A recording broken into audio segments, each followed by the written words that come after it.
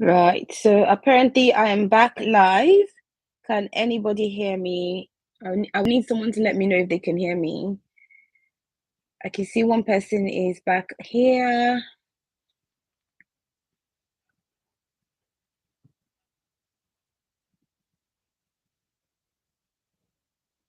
Can you leave a comment in the chat section and let me know if you can hear me?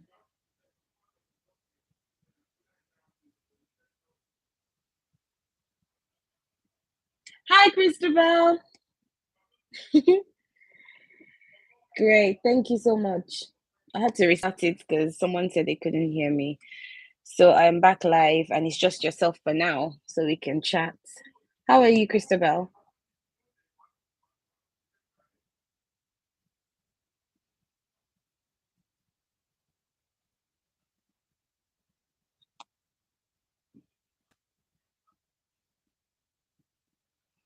I'm doing great, thank you. I think the network is a little bit slow, and I'm just going to wait for one or two more people to join, and then I'm going to start. What I want to mainly do is answer questions that I've received. So I'll be going through some of my questions. And if you have any more questions, then leave it here. And I'm going to share something on this live stream as well that would hopefully be able to help some of you guys, especially those people who are willing to do or who want to do Ospap in the next 1 to 2 following years. Oh, I had quite a few people earlier before this live stream went wonky, and now they're not here. So let's give them a few more minutes, see if another person joins. If not, then I'll just get started on the questions.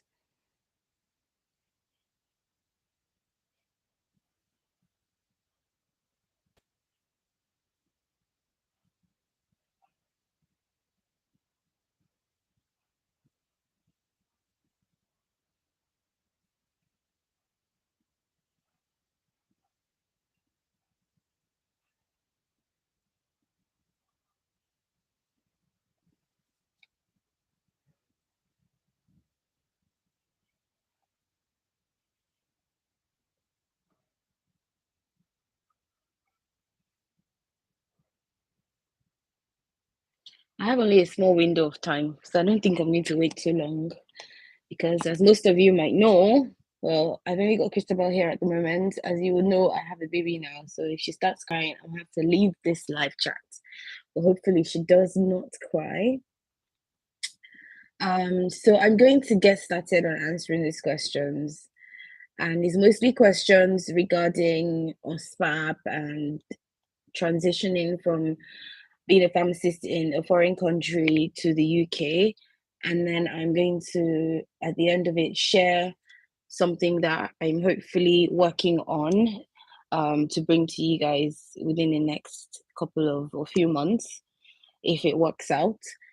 Right. So the first question I'm going to answer, this one was answered actually exactly a day. It was asked a day ago.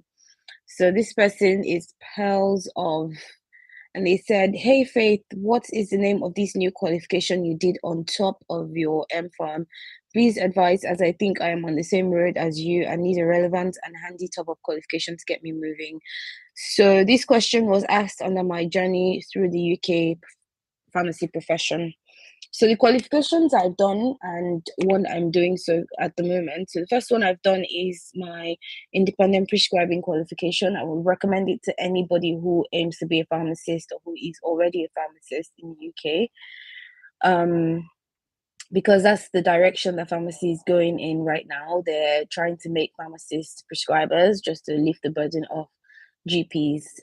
So yeah, if you are able to, if you have the funds, resources to get that qualification done, then please just go ahead and do it. What I'm doing right now, I'm doing my clinical diploma, which is basically a course that helps to enhance my clinical skills. Pretty much. I don't know if I've spoken about it in any of my videos, but I will soon when I get the hang of it, because at the moment I took a little bit of a break from doing it because I have a little baby that takes up a lot of my time. Um, The second question I'm going to answer, and if you have any more questions as I'm answering these questions, please just leave them in the chat section. And as more people join, I will just repeat this just so people know what I'm doing. So the second question I'm going to answer is, I have a question for a tier 2 visa. A person is not allowed to do Forex as a pharmacist as a side hustle.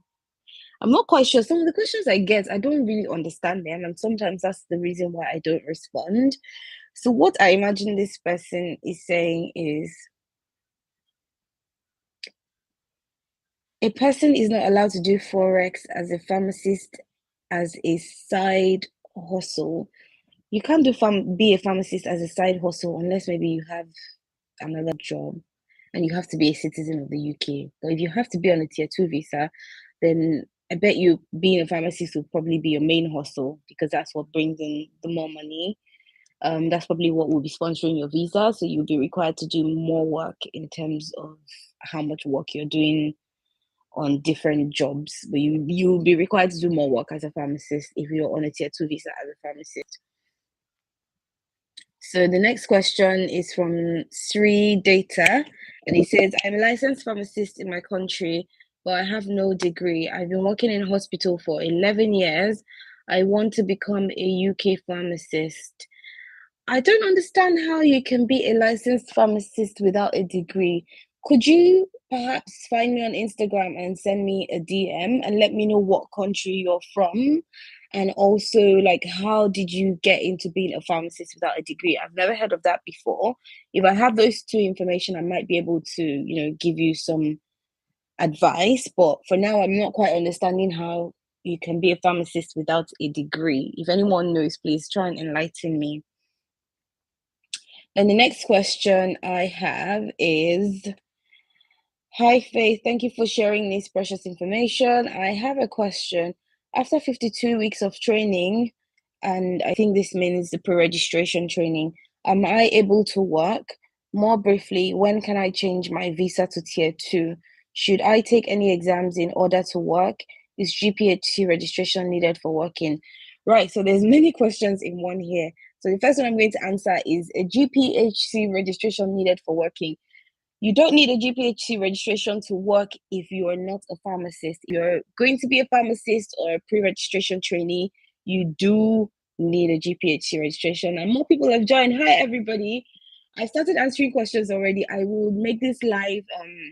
I'll put it on my channel so you can watch what you've probably missed. It's probably not a lot. But what I'm doing is answering questions that have been left on my YouTube channel and some on my Instagram.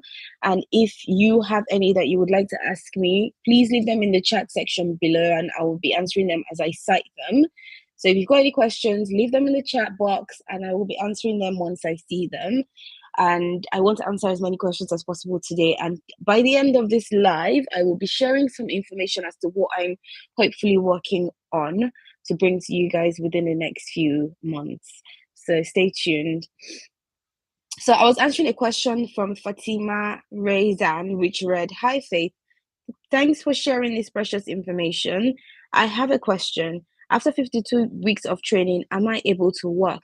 After 52 weeks of training, which will be your pre-registration training, if you have passed your exam, if you've passed your qualification exam, you are licensed and you can work. And she said, more briefly, when can I change my visa to tier 2? So once you finished your Ospap, when you're on your Ospap, you'll be on a tier 4. Once you finish your Ospap and you're going to do your training, you're going straight to a tier 2 visa. So you would need a tier 2 visa for your training, and that's how you will continue until you get your indefinite leave. Should I take any exams in order to work? Yes, you would need to do your pre-reg exam, which is the GPHC licensing exam. And the next question someone asked me is, pharmacists versus nurses, who earns more? If you follow me on Instagram, you would see that I've put this question out there, and that's something I want to do more often. If I see any questions that I feel like quite a few people will benefit from the answer, I would throw it out to the public and we would debate on it and we would hopefully come to a good answer. But yes, pharmacists versus nurses, who earns more? So I guess this is coming from somebody who is trying to decide what they want to do. They're probably very young and wanting to pick a degree or a course. And if you are thinking about the money, I would say being a pharmacist would earn you more money for the amount of work that you do. Nurses are required to be very, very, very, very hands-on. Nurses are required to do a lot. Pharmacists have limitations as to what they do, and I think our jobs as pharmacists are not as intense as nursing. It can be quite intense, but not as intense as nursing, but we do earn more. So, case in point, a tier five, not tier five, in a hospital, if you're working in a hospital, they do it in bands. So, a starting nurse is starting on band five, and a qualified pharmacist is starting on band six. Band six earns a lot more than band five. Yeah. So the next question someone asked is, I'm actually confused about the Ospap diploma and MSc Ospap. I've gotten this question so many times, and I hope I can clear it up here. So if you do the Ospap MSc or you do the Ospap diploma, you can get into being a licensed pharmacist. Both are good. Both are on the same route. Both do the same job. The only difference, and why it's called a diploma versus MSc is the structure of the course. So I believe MSCs require like written exams and all that good stuff for you to pass, while a diploma you mainly turn in courseworks, and diploma requires a little bit more like self-directed learning, while MSc you go to class more. This is my understanding of it. It's just the structure of the course that's different. Whichever one you do, you are on the path to getting into pre-registration training. So don't worry if your money can only afford the MSc, or if your money can afford the diploma, doesn't matter what you do. Either of them will get you to the same place. So don't worry about what you're choosing, except if you're worried about having to do exams versus turning in courseworks.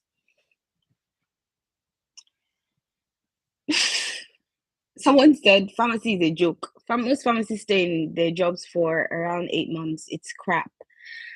I don't think pharmacy is a joke. I think being a pharmacist is a very prestigious job, and you probably would have gotten that from the way I carry myself as a pharmacist, or I speak about the profession or my job in particular. I don't think being a pharmacist is a joke. I just think sometimes the systems don't make it so conducive and don't make it so great for us to be pharmacists. And I think the best way to thrive in this situation is to have a good. Oh, Christabel is asking a question. I will respond to that shortly. The best way to thrive is to have a good why. So why are you a pharmacist? What's the reason why you're doing this? If it's money, you're going to really struggle, because I can tell you for a fact that pharmacists in the UK don't earn as well as I feel like they should.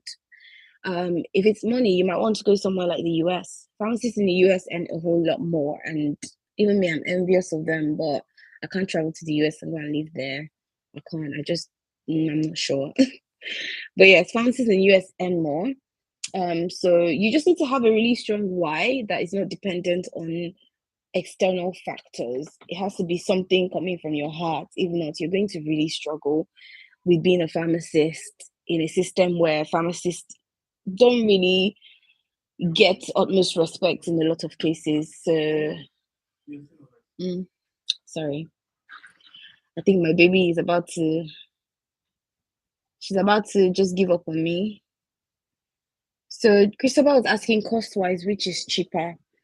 I think the PG diploma is cheaper actually, but I'm not sure. I'm not 100%. I think you have to look at the school that you're applying to and what they're offering and what their cost for the courses. But I think the diploma would end up being cheaper because it requires a lot of self-directed learning, which means that they don't require the teachers to be very hands-on. So I guess that's why a lot of people are asking me the question, because they see the PG diploma, it's cheaper and it's what you want to go for, but they don't know about whether it's worth doing if it will get you what you want. But I think it's cheaper. You just probably need to do a little bit more work than you would if you were doing the MSc. People keep asking me if I can do something on pharmacy assistants and pharmacy technicians. I don't think that's within my remit. I can speak based on working with them, but I've never been in their shoes, and I don't think I can speak as someone who understands exactly where they're standing. But if I get a lot of questions on this, and in the future I can bring on one of my colleagues who is a pharmacy technician. I work with medicines management technician, so I can bring one of my colleagues on this channel to speak to anyone who wants to know about pharmacy assistants and pharmacy technicians. Right. So someone wants to know, I wish to know if you can only be qualified to do the Ospap program if you were able to pass the required test. Yes, if you're able to pass the not Ospap, the required test is IELTS. IELTS. That's the only test that you have to do to be able to get onto the Ospap program.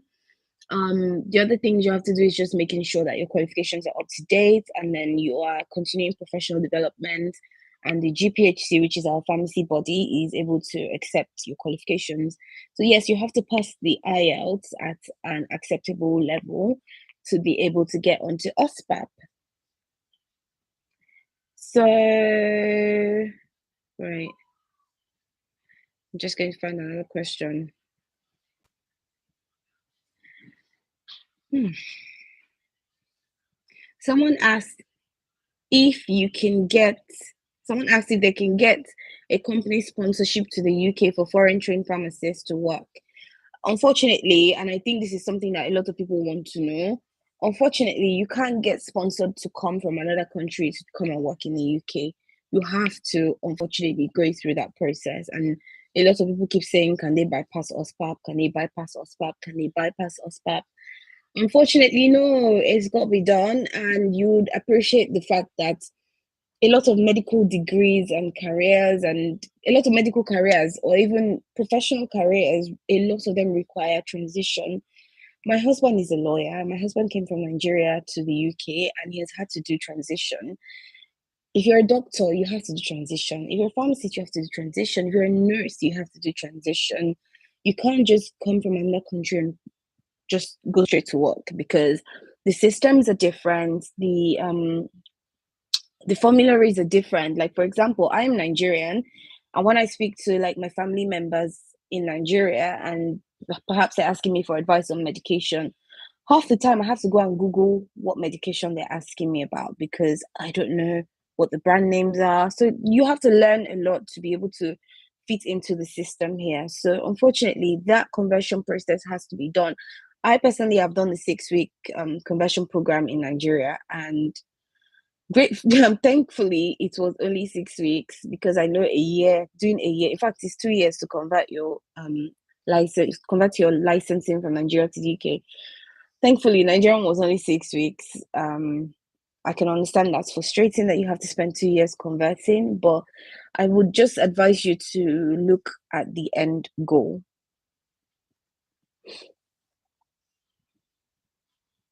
So if anyone watches this live stream back, follow me on Instagram. I'm trying to be a little bit more active on my Instagram. And that's where I feel like I would respond to messages more. And I'm trying to do like question and answers on my Instagram stories more often as well, because it's easy for me to just grab my phone, go on Instagram, and quickly like send something or put up something or converse with you on my stories. So follow my Instagram page. It's Faith the Pharmacist. I've changed everything that I used to Faith the Pharmacist, so you can find me easily. Follow me on there, and I think you'll be able to interact with me a little bit better on Instagram. Christabel was asking, the other professions transition is easier. They probably just write exams. Unlike us, it's 2 years. It's a lot. Actually, no. So my husband has been in the UK for 4 years and has only just finished. Well, he's just getting to the end of his process. 4 years. I know my friend's husband's a doctor, and he's been in the UK for almost 5 years, and he just finished his process for conversion. So no, it feels like a lot, but it's the same almost across the board, unfortunately. So again, I think the cost side of things is probably what a lot of people struggle with, and I will get to that soon.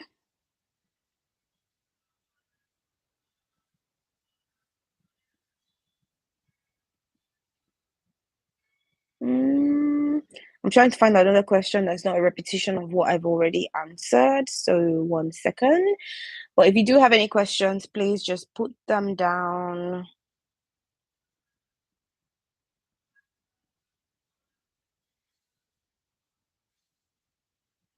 Oh, someone said, I'm a pharmacist working with a humanitarian organization in the northeastern Nigeria. Can the Ospap course grant me a similar job? No. Ospap is mainly to license you as a pharmacist to be able to practice in pharmacy. For a job like that, I would recommend doing a master's um in that aspect. Doing a master's and then getting lots of internship experience. You don't need to be a licensed pharmacist to work in organizations. Your qualification, your degree is enough for you to just do a master's and get internship and transfer it to doing things like that. But you don't need OSPAP, you don't need to be a licensed pharmacist to work with a humanitarian organization. Mm-mm. Next question.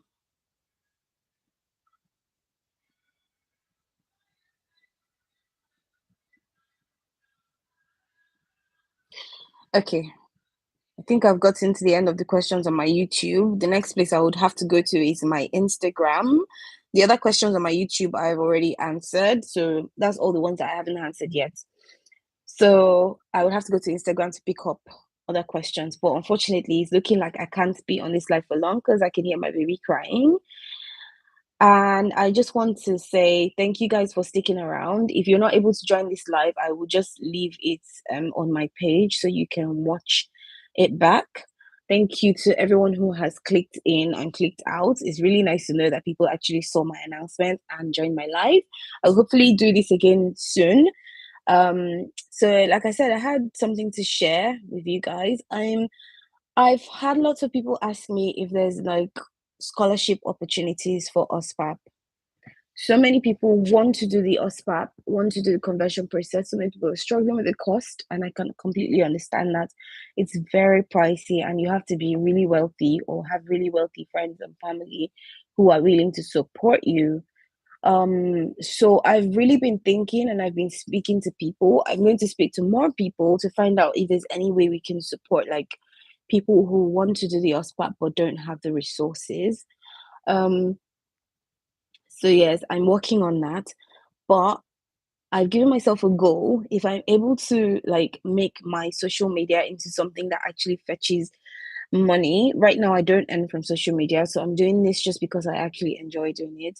If I'm able to make my social media into something that fetches me money and I'm able to make enough money to sponsor people for OSPAP, then that's a passion and that's a dream that I am hoping to work towards. I can't promise anything, but if I can get there without the help of people outside, because nobody is willing to sponsor from everything I've asked, and I've literally contacted lots of companies, lots of places to see if anyone's willing to sponsor. If I can get to the point where I'm earning good money off of my social media, and that's now what I'm going to put my effort into. If you've noticed on my Instagram, I've been putting in a lot of effort just to see if I can get returns.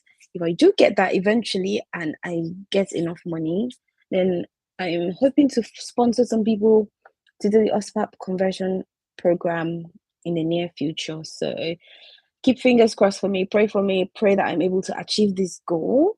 The second thing that I want to announce is I would be starting a mentorship. Um, oh, hello, Joycey. I will be starting mentorship in the near future. So keep your ears peeled for when I will be launching that. I want to work one on one with really promising people who really want to grow their career, people who really want to do this conversion and become pharmacists in the UK who are happy at their jobs, people who are already pharmacists but need some coaching through maybe some difficulties they're having at work.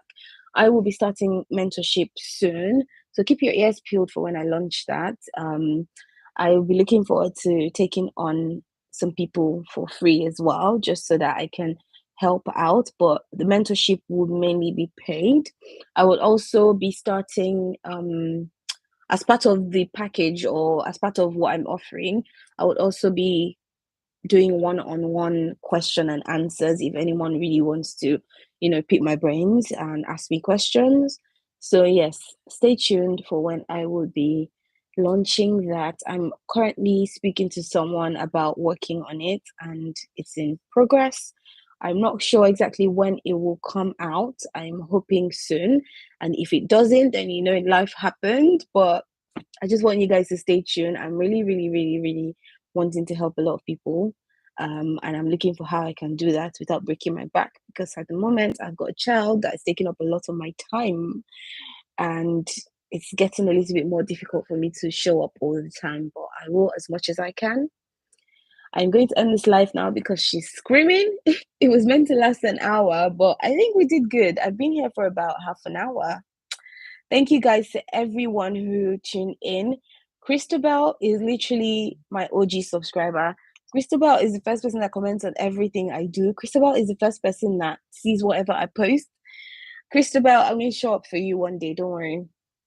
Thank you so much for clicking into this live, and I will hopefully catch you guys in a subsequent video.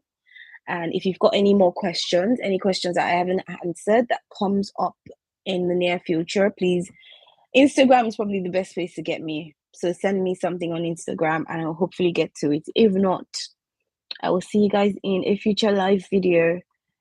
Bye bye.